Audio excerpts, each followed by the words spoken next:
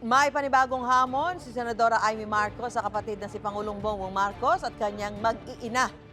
Sa Facebook post, sinabi ni Senadora Amy na magpapa-DNA test siya at magpa-hair follicle test naman daw sila.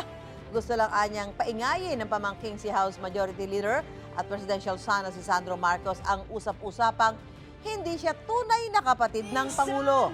Nagsimula ang sagutan ng pamilya Marcos nang sabihin ni Senadora Amy na nagdodroga ang First Family at inaalok pa umano ni Congressman Sandro ng droga ang kanyang mga pinsan at iba pang kaanak.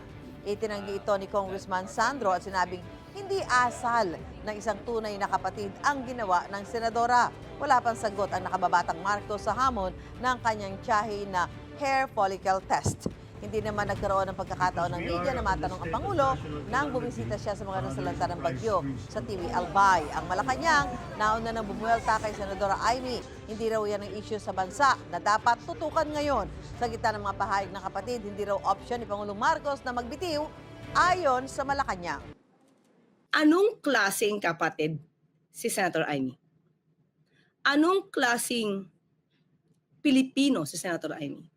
Huwag mong sirain ang kapatid mo. Hindi ito ang issue ngayon. Matagal ng issue to, pero since wala kayong makita sa Pangulo na anumang issue ng korupsyon, kung saan-saan nyo dinadala ang issue. Nakakahiya, Senator Amy. Nakakahiya.